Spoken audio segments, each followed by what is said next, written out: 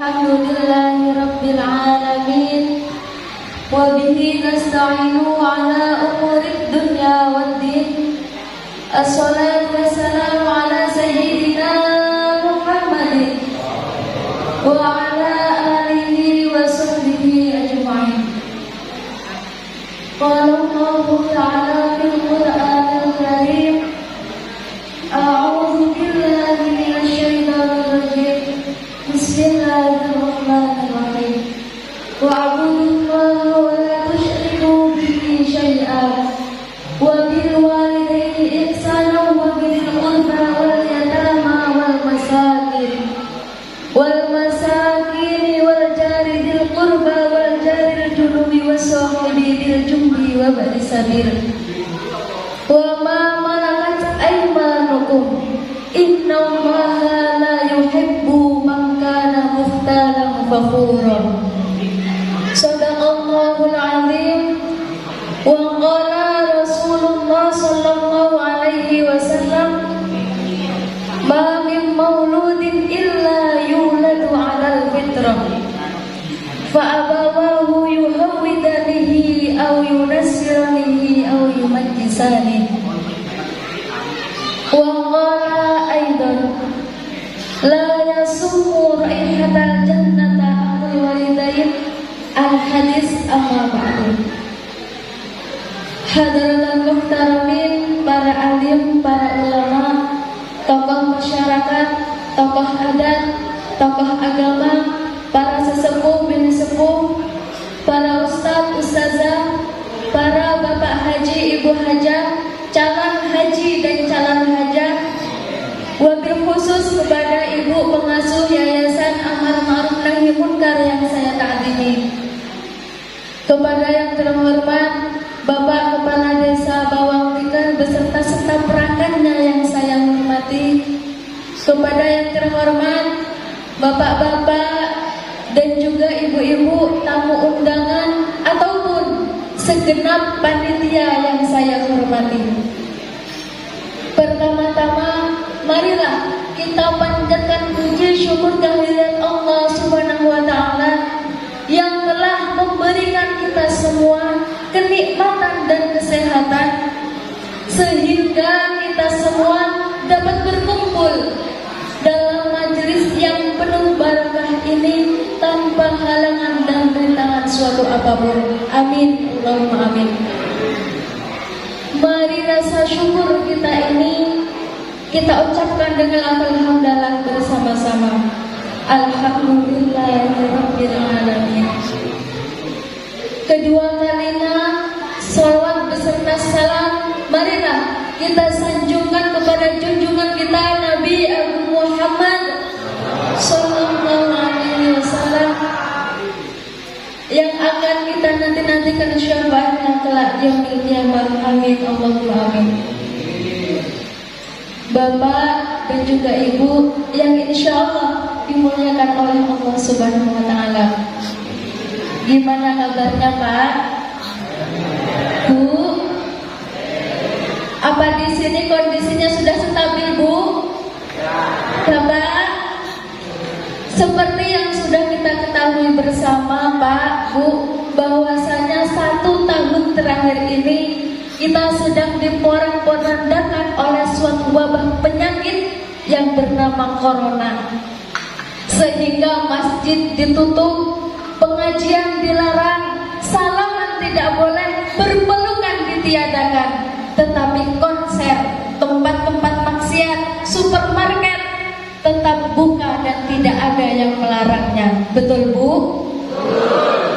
Sehingga kita sebagai umat Islam harus berpikir positif dan tidak mati ketakutan, karena kita yakin bahwa maut itu hanyalah milik Allah dan hanya Allah yang mengetahuinya. Benar, Bu? Betul, Pak? Nah, sekarang sudah bulan 3, Pak, Bu, berarti tepat 1 tahun si corona ini. Saya harap Bapak dan juga Ibu jangan sampai ada yang mengucapkan selamat ulang tahun, apalagi ada yang mengucap semoga panjang umur, ya Pak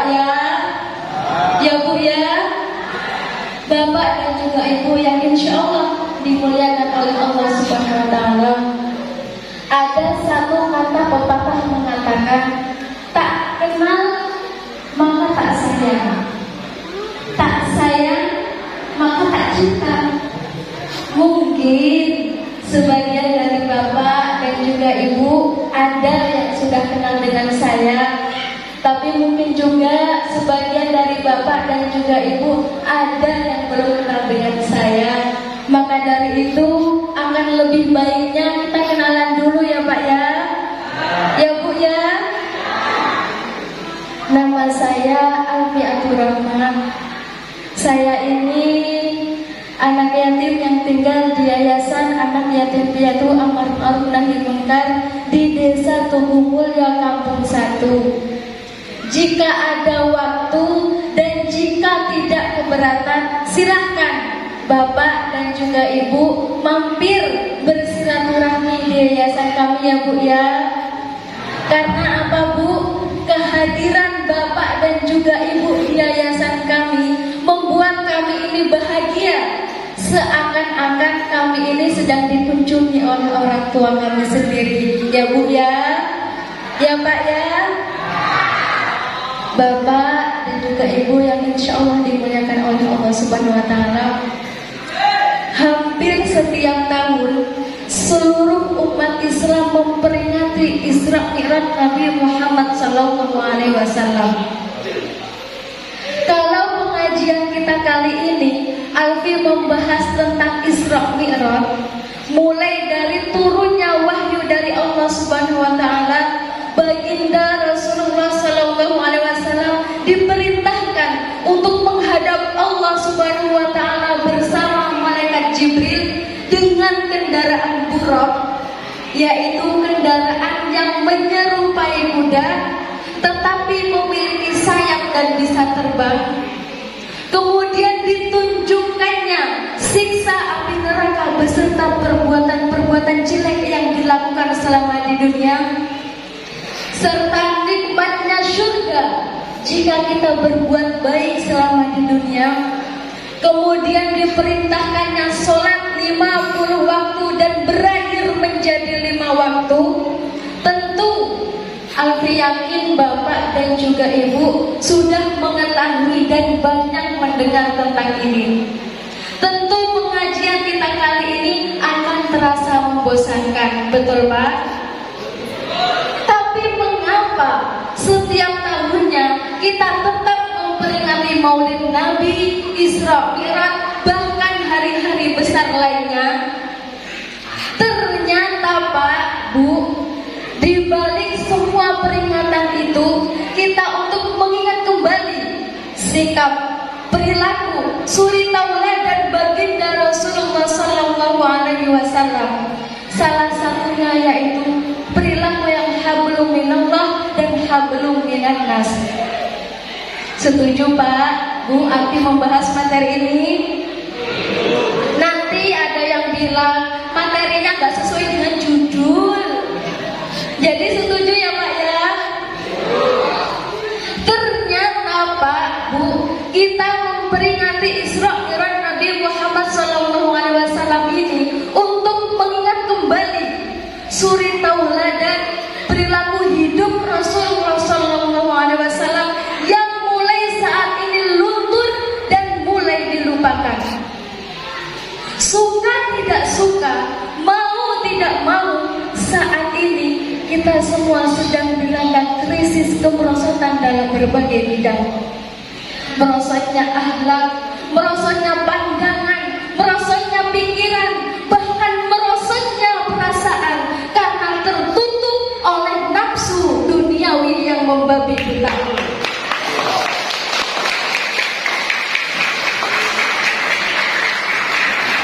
Tugas kita sebagai umat Islam, ayo kita coba dengan berbagai cara untuk mengingatkan dan mengarahkan kembali saudara-saudara kita, tetangga kita, sanak famili kita, bahkan seluruh umat Islam sesuai dengan firman Allah, sabda Rasulullah dan juga perilaku Rasulullah SAW. Salah satunya dengan memperingati Isra Mi'raj Nabi Muhammad SAW ini.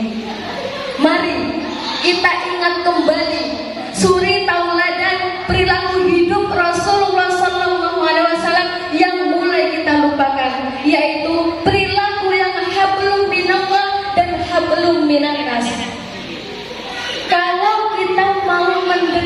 hablum minallah tentang diri Rasulullah Sallallahu Alaihi Wasallam ini, tentu tidak akan habis kita membahas materi ini. Karena baginda Rasul telah dijanjikan oleh Allah menjadi salah satu penghuni dalam surga, tetapi beliau masih taat dalam menjalankan perintah-perintah Allah. Beliau masih sholat, masih puasa, masih zakat, bahkan ibadah-ibadah lainnya. Pun juga beliau dalam keadaan sakit, makanya turun perintah, apabila kamu sakit dan tidak mampu untuk berdiri, maka sholatlah dengan duduk. Apabila tidak mampu duduk, sholatlah dengan berbaring. Dan apabila berbaring pun sudah tidak mampu, ya siap-siap untuk disolatkan. Begitulah pentingnya sholat dalam Islam, Pak, Bu. Oke lah, itu untuk baginda Rasul. Coba sekarang kita telaah, sudah mendekati baginda Rasulkah hablum minallah tentang diri kita? Atau masih setengah-setengah? Atau malah belum sama sekali?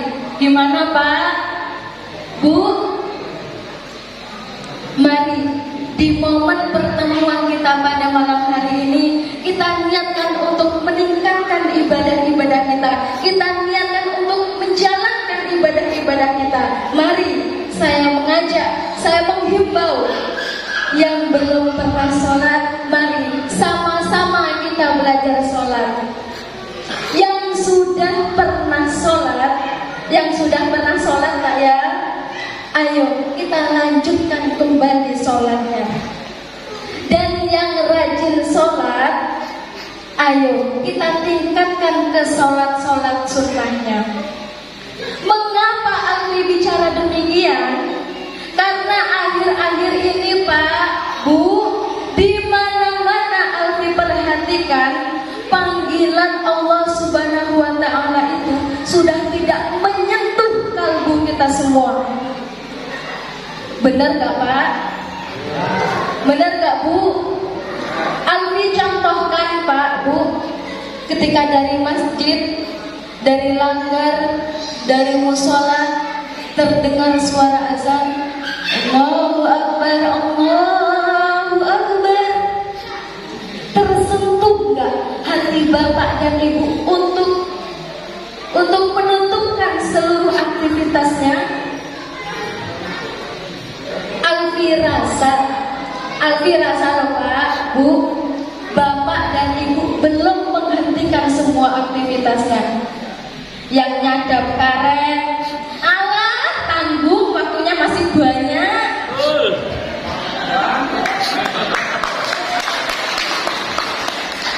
Yang lagi nyawa pasti belum beranjak dari sawahnya.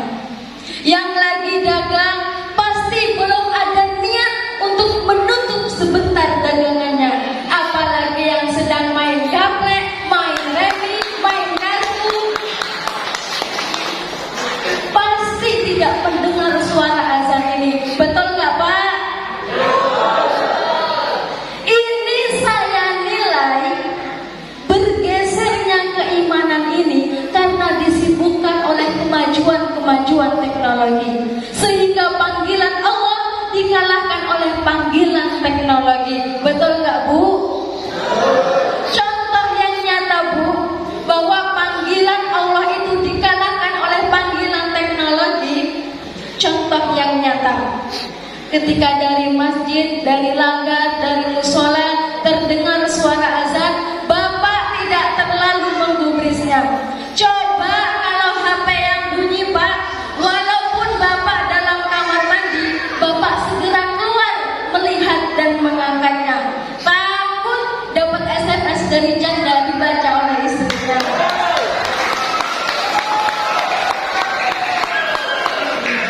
Betul, Bu? Bu, Ibu, kalau ada bapak-bapak yang seperti itu perlu dicurigai ya, Bu. Alfi nggak ngajarin loh, Pak. Ini hanya perumpamaan, maaf, Pak ya.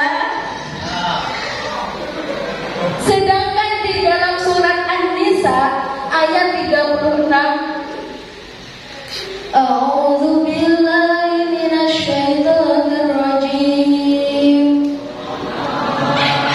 Bismillahirrahmanirrahim.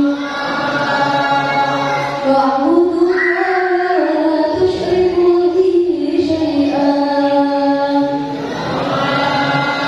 Wa bil walidayni ihsanan wa bidhil qurba wal yatama wal masakin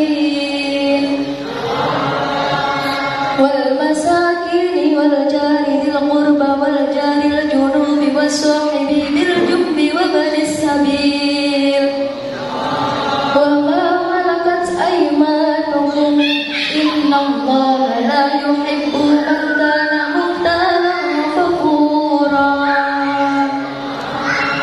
Shadaqallahul azim.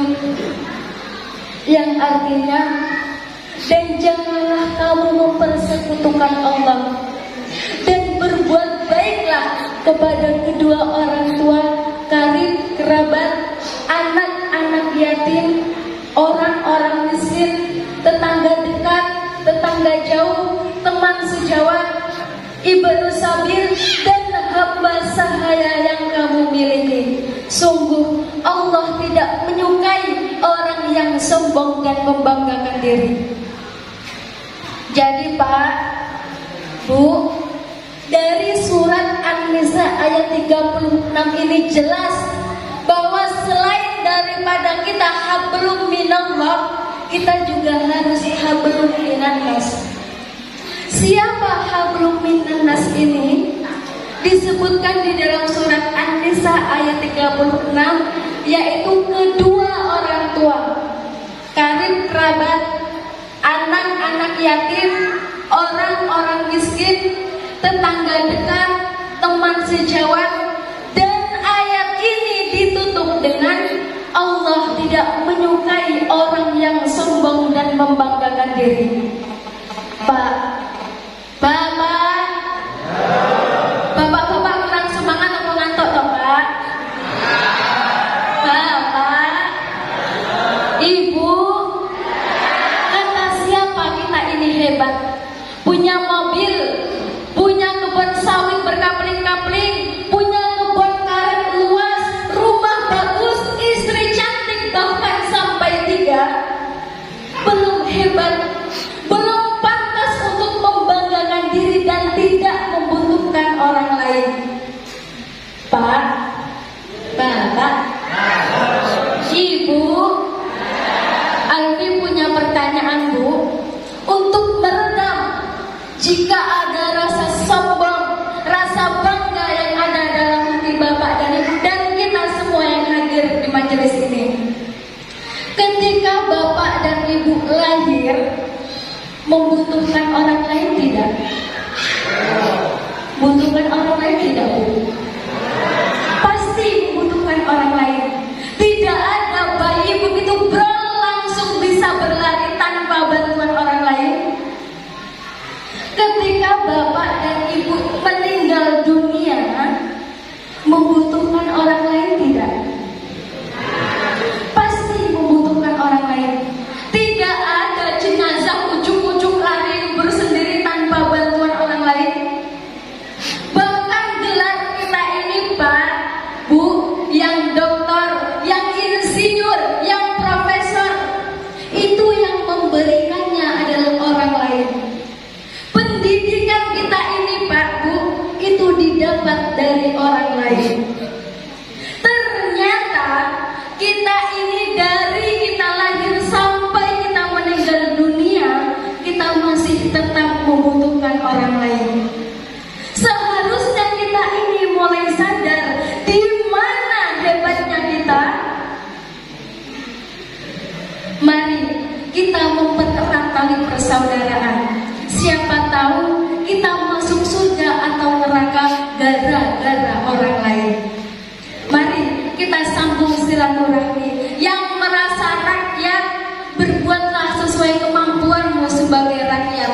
Patuh pada pemimpin. Siapa pemimpin di sini? Ada Pak Kades, ada Pak Camat, ada Pak Kapolsek.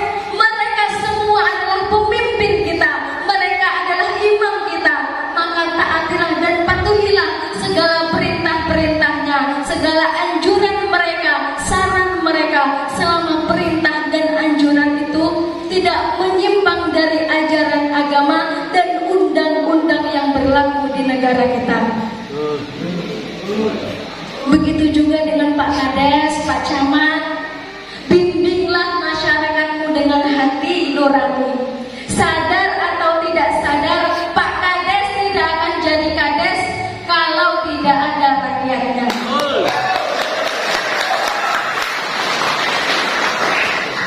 Umpamanya Pak ditanya, wah itu Pak Kades hebat bener loh. Terus ditanya, Pak Kades mana? Itu Pak Kades yang di dusun tinggal. Nah kan nggak hebat kalau nggak ada rakyatnya, ya kan Bu? Betul Pak? Kemudian Bapak dan juga Ibu yang insya Allah dimuliakan oleh Allah Subhanahu Wa Taala. Kemudian yang mulai kita lupakan adalah pendidikan anak-anak kita yang cenderung mengarah ke duniawian, sehingga pesantren-pesantren sepi, madrasah-madrasah kurang murid karena mengejar ilmu yang bersifat menjamin kehidupannya di dunianya saja. Pak, Ibu, Aldi punya pertanyaan Pak, Bu, tapi cukup dijawab dalam hati Bapak dan juga Ibu sekalian. Sudahkah putra-putri Bapak dan Ibu diberi bekal ilmu akhiratnya? Sudah apa belum Pak? Bu? Kita memang mengharapkan putra-putri Bapak dan juga Ibu bisa disekolahkan di sekolah-sekolah unggulan, bisa disekolahkan di sekolah-sekolah terbaik untuk menjamin kehidupannya di masa yang akan datang. Namun satu harapan Alfi, dasari dulu putra-putri Bapak dan Ibu dengan ilmu agama, sehingga kelak apabila menjadi seorang kades, menjadi seorang kades yang beriman. Kades yang beriman tahu bahwa dana dedek itu adalah hak rakyatnya. Dia tahu bahwa dana BLT itu adalah hak rakyatnya. Dan kades yang beriman tidak akan mengganggu dana-dana itu karena dia tahu dana-dana itu adalah hak rakyatnya. Betul Bu? Sehingga kelak apabila menjadi seorang pengacara, menjadi seorang pengacara yang beriman. Apabila menjadi seorang pengusaha, menjadi seorang pengusaha yang beriman. Sejelek-jeleknya nasib putra-putri Bapak dan Ibu menjadi seorang maling, menjadi seorang maling yang beriman. Ada Pak, Bu, maling yang beriman? Ada, yaitu ketika ada kesempatan untuk mencuri, ia berpikir, iya orang lain tidak melihatnya, tapi Allah selalu mengawasinya, maka batallah niatnya untuk mencuri. Itulah yang dinamakan maling yang beriman. Bapak dan juga Ibu yang insya Allah dimuliakan oleh Allah Subhanahu Wa Taala. Tadi Pak Kades bilang bahwa di sini kurang akan tata krama ataupun akhlak terhadap kedua orang tuanya. Sebenarnya Pak, Bu, peran mendidik anak ini merupakan tanggung jawab seorang ayah dan seorang ibunya. Tetapi secara jujur Bu, 80% pendidikan anak itu tergantung kepada ibunya. Karena apa? Kebanyakan waktu si anak ini itu berdampingan dengan ibunya. Betul Bu? Kalau ada seorang ayah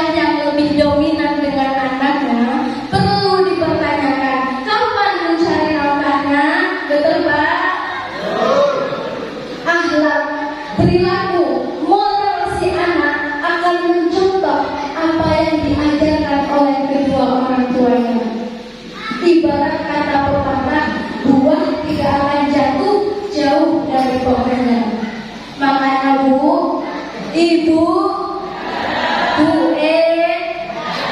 kalau ibu lagi memarahi anak, kalau ibu lagi mendidik anak, ucapan ibu dijaga ya Bu. Karena apa? Ucapan ibu merupakan doa bagi anaknya. Jadi jangan kebablasan ya Bu. Umpamanya Bu, ketika ibu lagi emosi, lagi marah sama anaknya, kemudian keluarlah kata-kata yang tidak pantas untuk didengar oleh anaknya. Umpamanya ya Bu ya, hei setan, hei kurang ajar. Ucapan ibu itu adalah doa bagi anaknya. Tunggulah saatnya anak ibu akan menjadi orang yang kurang ajar karena doa ibu sendiri. Jadi akan lebih baiknya Bu, kalau ibu lagi emosi, lagi marah dengan anaknya, marahnya gini aja Bu, hei pintar, berhentilah main air. Atau hei dokter, hei insinyur, biar doa ibu dikabulkan, anaknya jadi dokter, anaknya jadi insinyur ya Bu ya. Jadi wajar kalau derajat seorang ibu itu lebih tinggi 3 tingkat dibandingkan seorang ayah. Sesuai dengan hadis yang diriwayatkan oleh Bukhari Muslim yang artinya, dari Abu Hurairah radhiyallahu anhu berkata, seseorang datang kepada Rasulullah sallallahu alaihi wasallam dan bertanya kepada Rasulullah, "Ya Rasulullah, kepada siapakah aku harus berbakti pertama kali?" Nabi menjawab, "Ibumu." Kemudian siapa lagi? Nabi menjawab, "Ibumu." Kemudian siapa lagi? Nabi menjawab, "Ibumu." Kemudian siapa lagi ya Rasulullah? Rasul menjawab, "Kemudian ayahmu."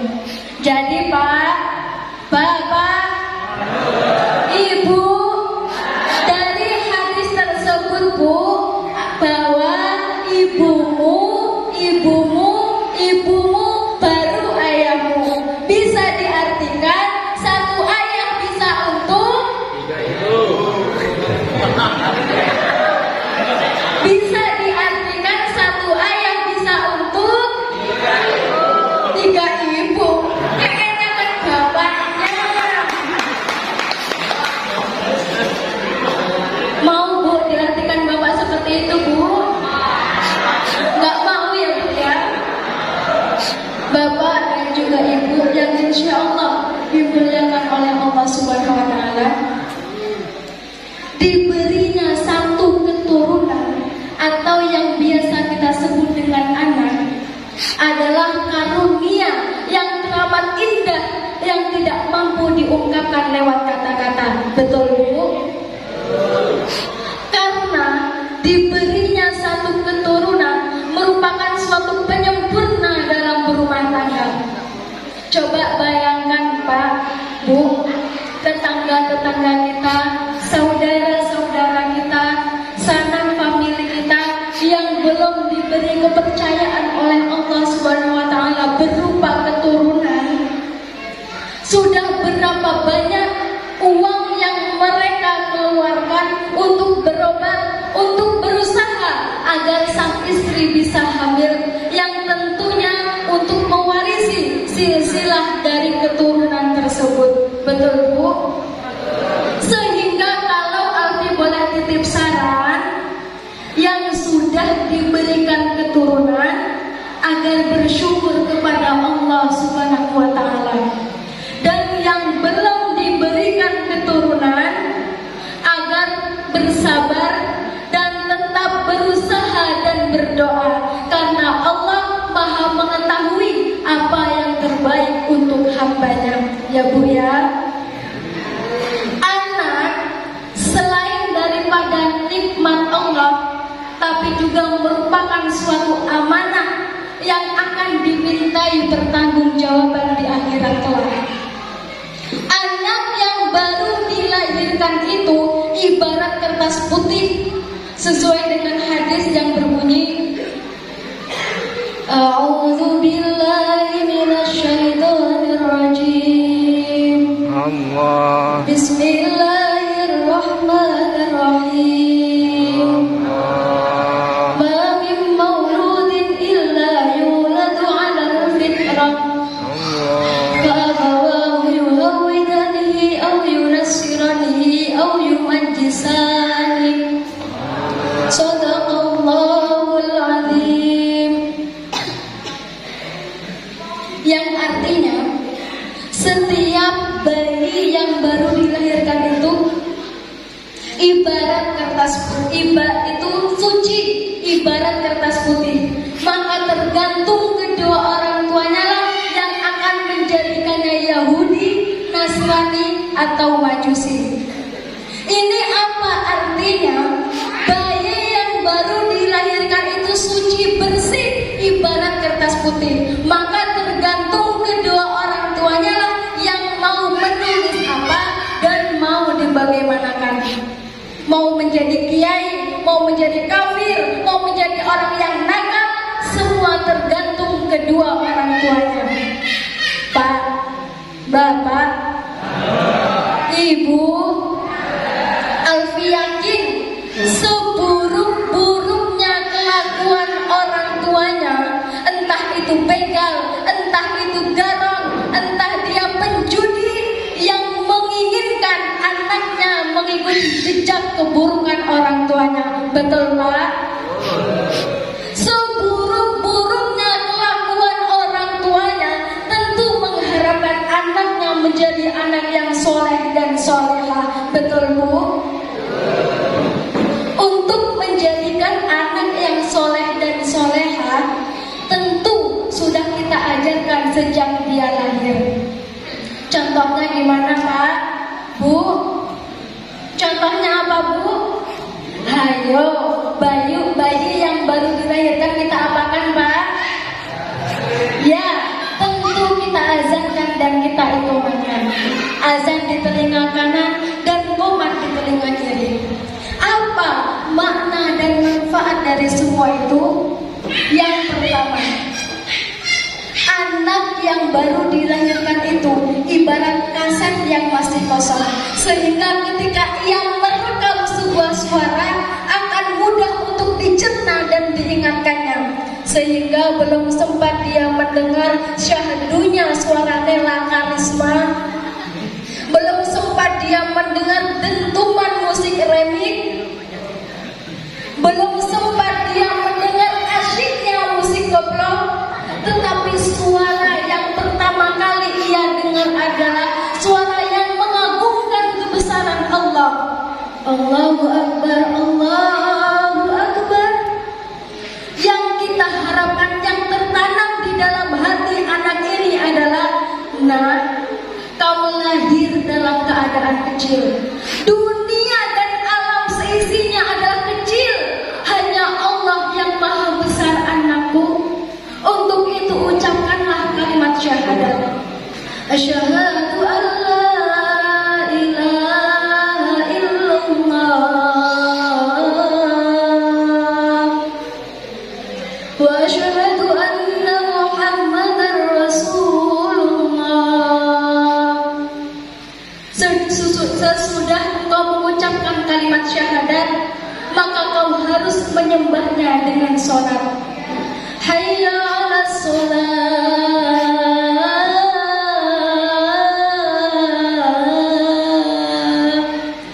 hayya 'alal falah.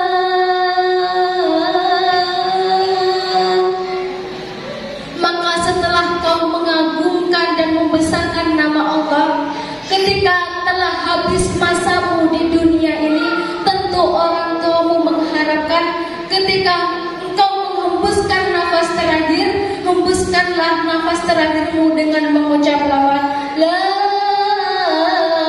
ilaha illallah. Karena di penghujung azan adalah lafaz la ilaha illallah. Kenapa di penghujung hayat kita, waktu datang sakratul maut, kita, sanak famili kita, keluarga kita diharapkan tetap untuk menyebut dan mengagungkan asma Allah? yang bisa kita lakukan saat itu adalah kebiasaan-kebiasaan kita selama di dunia. Kalau selama di dunia Bapak dan juga Ibu terbiasa mengucap di lidah Bapak dan Ibu mengucap asyhadu an la ilaha illallah wa asyhadu anna Muhammadar Rasulullah. Di lidah Bapak dan Ibu terbiasa mengucap Allahu Akbar, terbiasa mengucap la ilaha illallah. Maka insya Allah ketika datang sakratul maut, kata-kata itulah yang akan keluar untuk terakhir kalinya. Dan apabila itu yang terjadi, maka insya Allah kita termasuk golongan orang-orang yang husnul khatimah. Begitu juga sebaliknya, ketika Bapak dan juga Ibu selama di dunia tidak terbiasa mengucap lafaz asyhadu an la ilaha illallah wa asyhadu anna Muhammadar Rasulullah, tidak terbiasa mengucap la ilaha illallah, tidak terbiasa mengucap Allahu Akbar, kira-kira apa kata-kata yang keluar untuk yang terakhir kalinya? Kira-kira apa, Bu? Bisa jadi ketika keluarganya sakratul maut dituntut mengucap asyhadu an la ilaha illallah wa asyhadu anna Muhammadar Rasulullah. Yang keluar dari mulutnya adalah sebagian dari kata-kata tersebut. As. Kemudian keluarganya menuntunnya kembali mengucap asyhadu an la ilaha illallah wa asyhadu anna Muhammadar Rasulullah. Yang keluar adalah sebagian dari kata-kata itu. As. Dan yang lebih parahnya lagi keluarga ini, keluarganya menghadapi sakratul maut mengucap as, dia malah lari ke warung beli kartu as. Dikiranya sakratul maut minta kartu as. Kenapa nggak sekalian diberikan as penting sekalian hepeknya, biar mereka datang diajak kartu sekalian. Itu kebiasaan orang-orang yang di jauh sana. Mudah-mudahan di sini nggak ada ya Pak ya, ya Bu ya. Kalaupun ada keluarga Bapak dan juga Ibu yang seperti ini, jangan bersedih hati, jangan berkecil hati, karena Allah Maha mengampuni dosa-dosa hamba-Nya. Sesuai dengan hadis yang diriwayatkan oleh Anas bin Malik di dalam hadis qudsi yang artinya, wahai manusia, jika engkau datang kepadaku dengan membawa dosa sepenuh bumi, tetapi engkau tidak berbuat syirik kepadaku, maka aku akan datang kepadamu dengan membawa ampunan sepenuh bumi itu. Jadi Pak, Bu, jangan takut dengan dosa-dosa yang Bapak dan Ibu perbuat, karena Allah Maha mengampuni segala dosa-dosa hamba-Nya. Tetapi cepat-cepatlah bertaubat, tinggalkan semua maksiat, bukalah lembaran baru untuk menuju pengampunan dan keridaan Allah Subhanahu wa Ta'ala. Karena Pak, Bu, sebenarnya surga itu banyak dihuni oleh orang-orang yang jahat, oleh orang-orang yang bejat, oleh orang-orang yang berbuat maksiat, tapi dia mau bertaubat, daripada para ulama, para kiai yang membohongi seluruh pengikut-pengikutnya. Bapak dan juga Ibu yang insya Allah dimuliakan oleh Allah Subhanahu wa Ta'ala. Kemudian yang kedua, kenapa kita harus membentuk watak pribadi anak-anak kita untuk menjadi anak-anak yang soleh dan solehah? Tentu yang kita harapkan adalah ketika telah habis masa kita di dunia ini, anak-anak kita bisa mendoakan kita. Walaupun kita sudah meninggal dunia, maka pahala-pahala kita akan terus mengalir. Ya Pak ya, ya Bu ya. Allahumma sholli ala Muhammad. Bapak dan juga Ibu yang insya Allah dimuliakan oleh Allah Subhanahu wa Ta'ala, seharusnya Bapak dan juga Ibu bersyukur kepada Allah Subhanahu wa Ta'ala karena masih diberi umur yang panjang, sehingga bisa menentukan nasib putra-putri Bapak dan Ibu mau menjadi apa.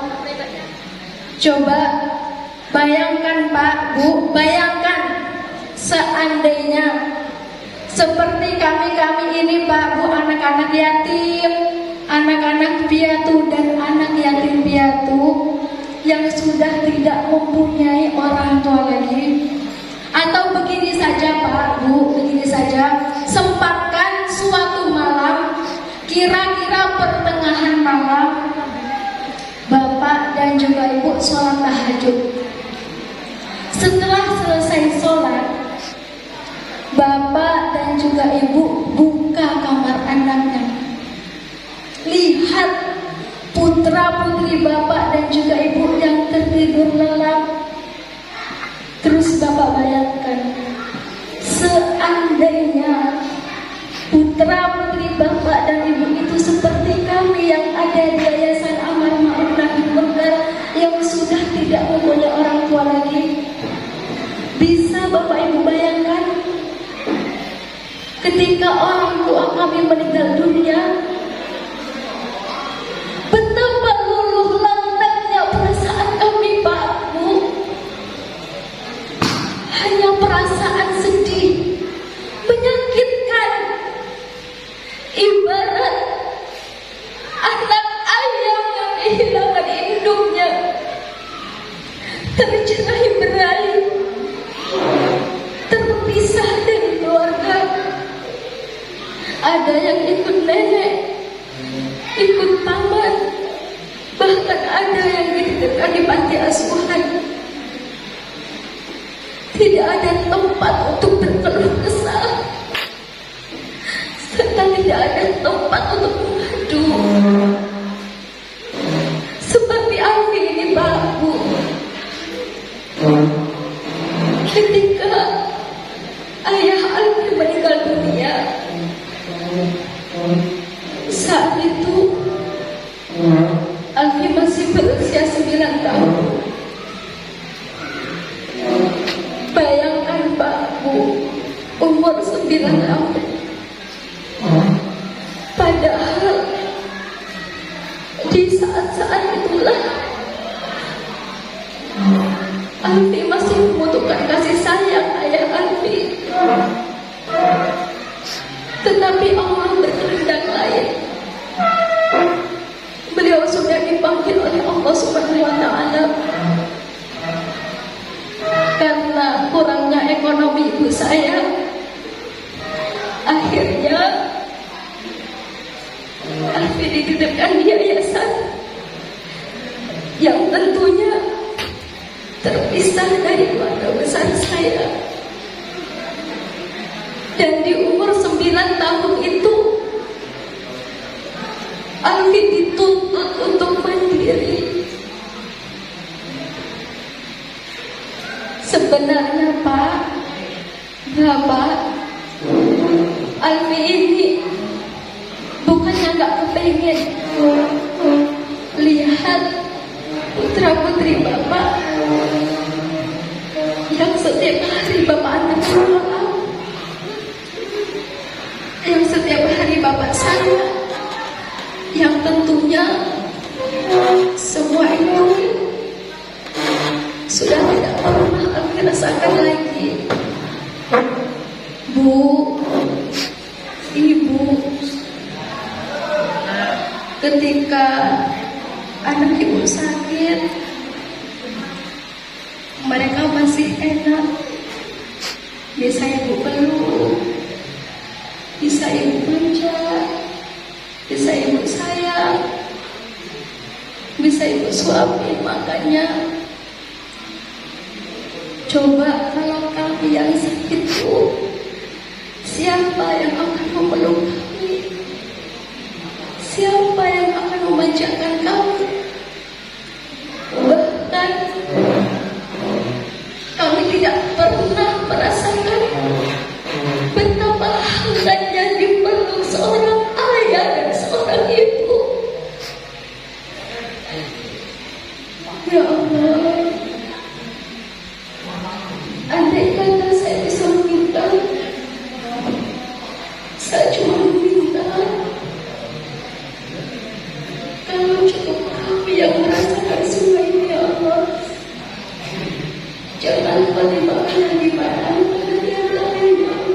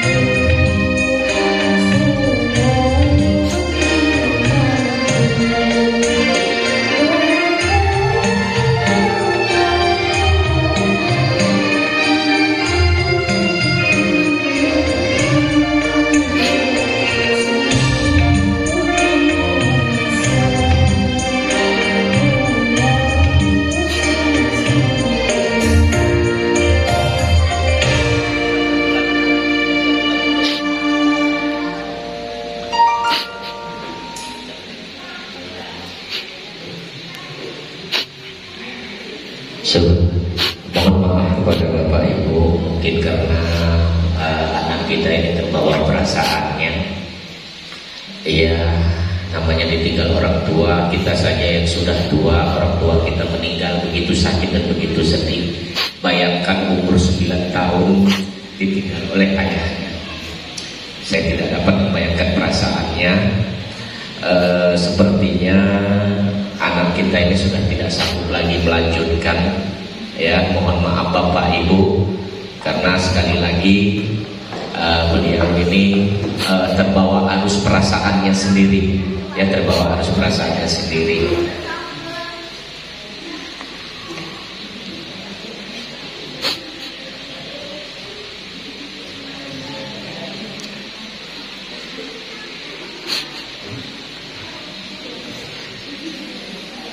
Allahumma shalli Muhammad.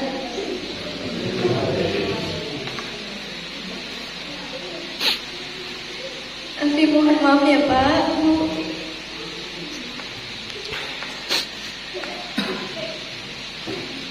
Karena aku terbawa perasaan. Kita doakan saja ya Pak, Bu. Bapak dan Ibu mau saya doakan?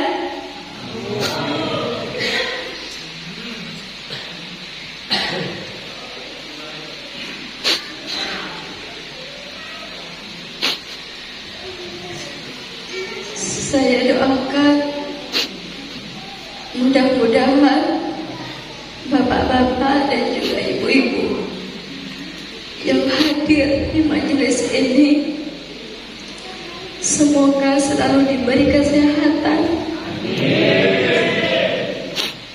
baik kesehatan jasmani maupun rohani, baik lahir maupun batin, diberi panjang umur dan dijadikan keluarga yang sakinah, mawaddah dan warahmah. Yang lagi sakit semoga cepat sembuh. Yang lagi dagang mudah-mudahan laris laku dagangannya.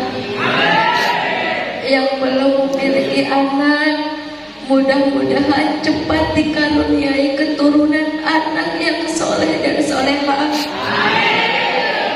Yang punya hutang semoga cepat lunas hutangnya.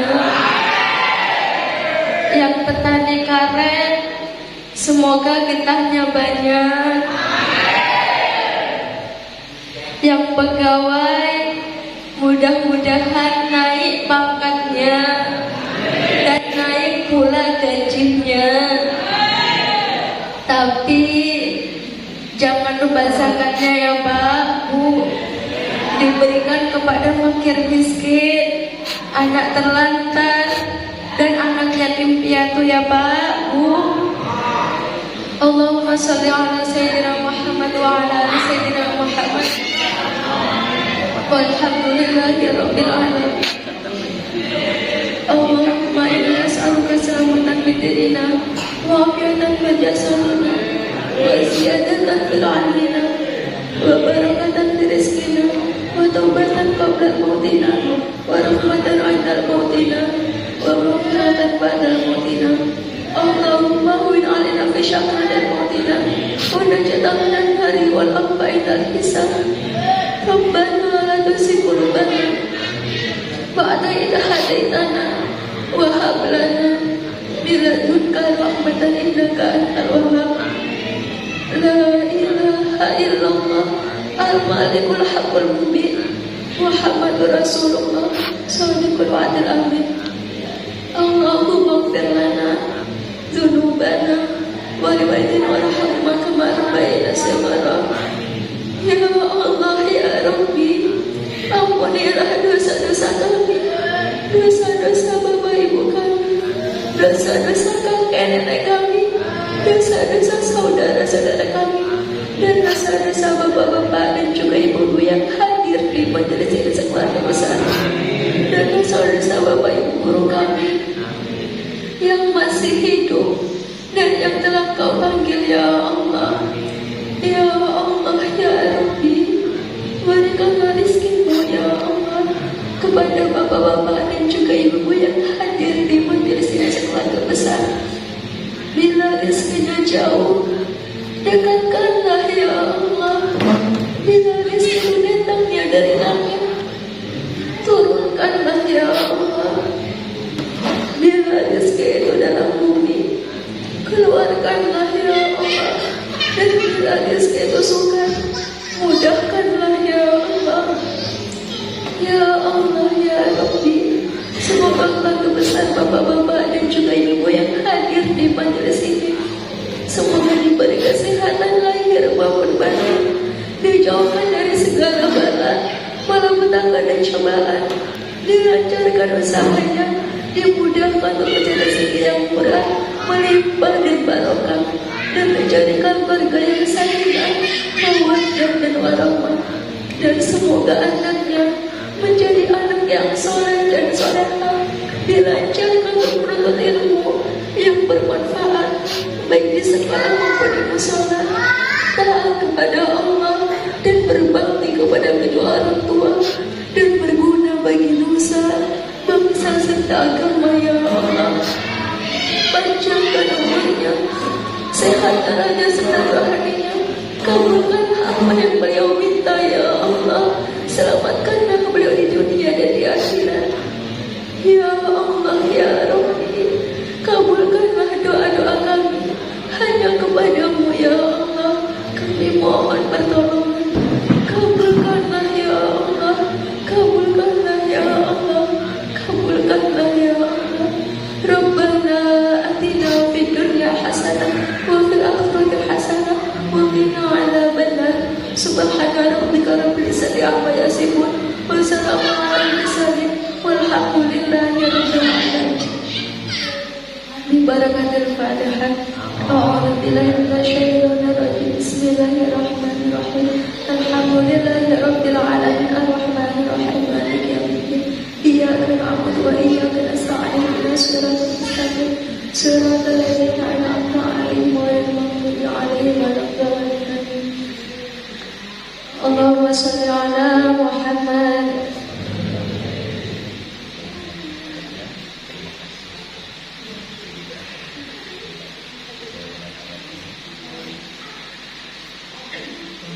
Bapak dan juga Ibu ini insyaallah dimuliakan oleh Allah Subhanahu wa taala.